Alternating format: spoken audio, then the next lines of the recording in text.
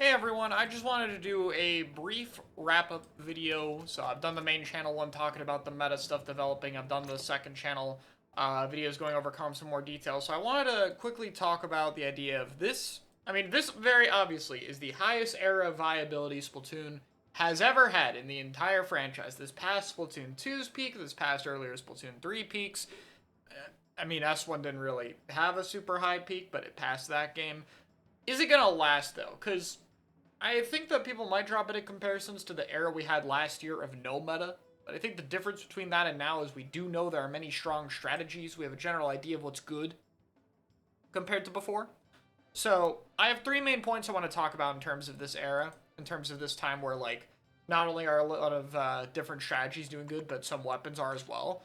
Like, Coolerless almost won a tournament, Dapple just won a tournament. There's so much stuff going on. So I want to talk about one thing first of all.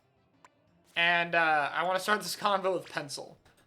Because I think that, this is basically just the overlord of Splatoon 3 to me. I'm not saying it's uncontested best weapon, but, I mean, you're almost always going to see it. And I think out of all the best weapon candidates we could have had, I think this one is not bad. I think there's a high amount of skill ceiling with being able to hit shots. The roll flexibility is kind of fun. I think it makes comps really easy to run. And, in terms of being healthy for a backline, we've had a lot of backlines that aren't healthy, and Pencil has its problems. It's a little too paint spam heavy, maybe. A little bit too oppressive on the map, on the matchup side of things. But realistically, this is not that bad. Compared to, like, S1 Leader or S2 Jet Sculpture or something, this is not that bad right now. It was definitely a lot worse before, and it should definitely be balanced more, for sure. In an ideal world, Pencil does not dominate the role. But I do think that, as of right now, I think the trade-off of the amount of things Pencil enables versus the downsides of this weapon is kind of worth it. So, in all honesty, not too bad.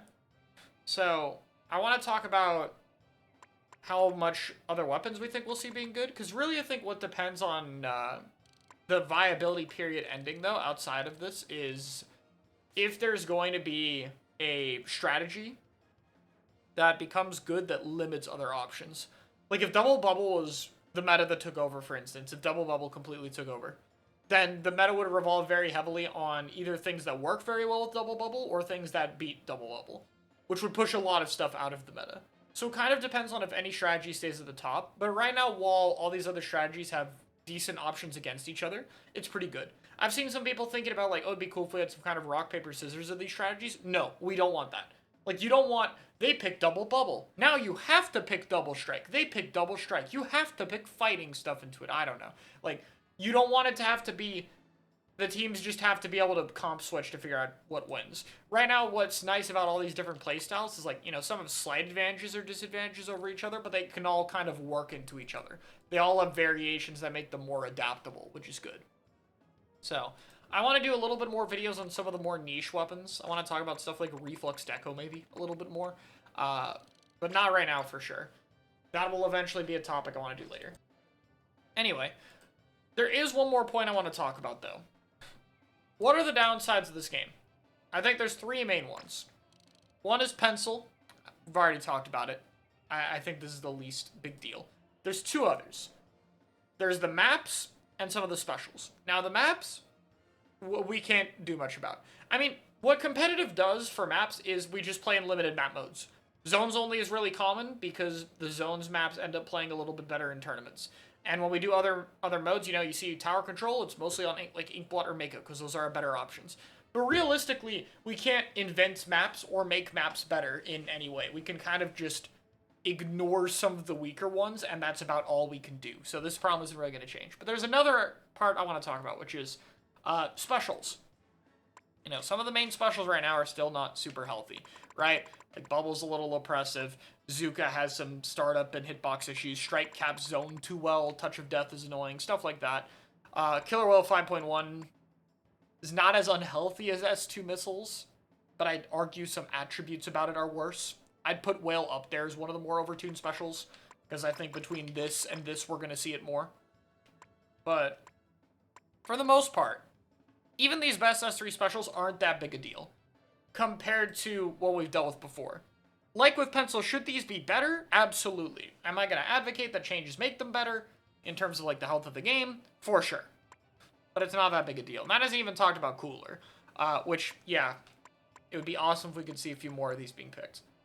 However, I think one thing that'll get brought up, and one thing that I actually tested very recently, is restriction formats.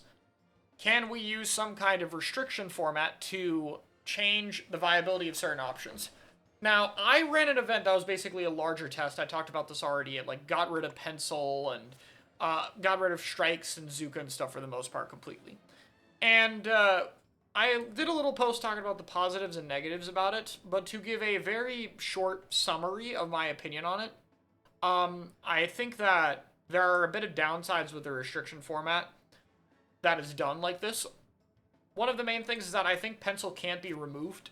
It leads to more passive comps overall, and a lot of the backline issues power stat-wise is not fixed by just having pencil removed, even with ZF also like removed in this case.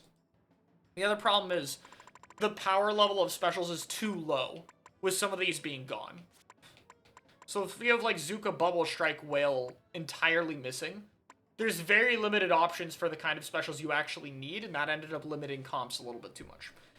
Which is why I believe that, especially from learning from that format, the best idea going forward is going to be a restriction format that doesn't directly ban anything. So I guess the next course of action would go to, would there be a sizable impact on the game if we had some kind of gear restrictions?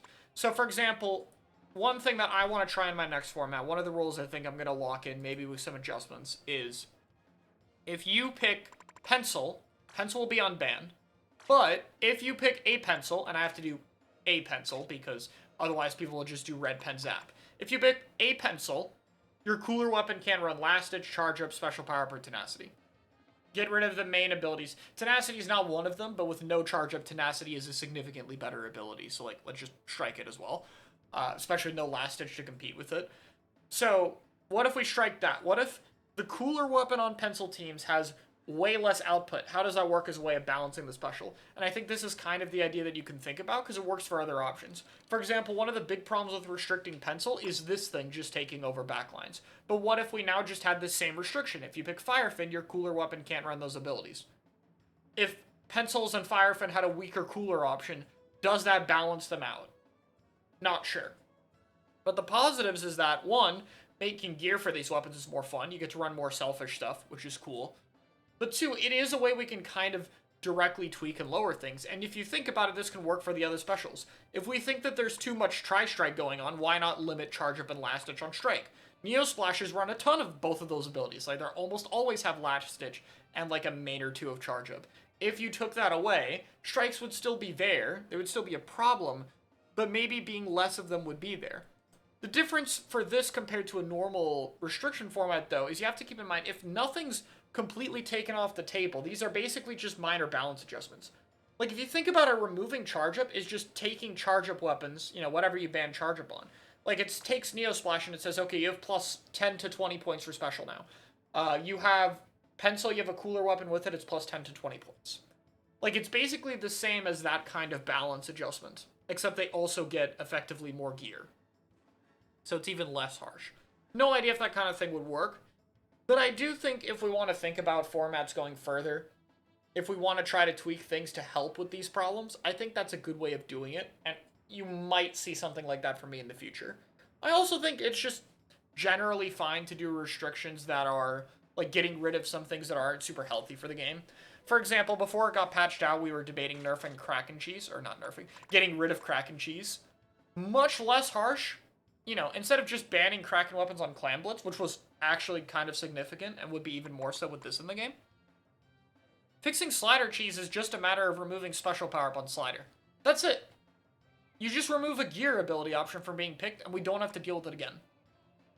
Another thing that was complained about for my restriction format that, like, made the passive style too annoying for Charger was Respawn Punisher. You could just ban Respawn Punisher, and it doesn't get rid of the weapon. So there are smaller changes that I think we can consider. This didn't mean to be a restriction format discussion. I just think inevitably restrictions need to be talked about. a little bit when it comes to the future of the game long term. Plus, I did just run a tournament and I wanted an excuse to talk about it here. So, TLDR, I think this era will last as long as one strategy doesn't take over. And I think we can make meaningful tweaks to the annoying parts of the meta without removing anything. I think gear restrictions to nerf things like Strike, Zuka, Bubble, or Pencil are worth considering and could help to prolong the game state. For example, if Double Bubble becomes too good, like just ban duplicate bubbles, ban charge up on it, something like that, could potentially work. So we could have a way to keep some potential future problems in check. But of course, all of that really depends on, like, yeah, what's going to be a problem 2-3 months down the line. Like, I'm not sure. For example, I think Neosplash Strike Spam is going to be a problem, because that's there in a lot of comps, and it's very strong still. I think Pencil's going to still be a problem. I don't see Pencil going away. But it's kind of hard to tell what exactly will need to be done about it. However, I do think it's nice knowing that some of the tools we have available in terms of format adjustments could potentially help with it.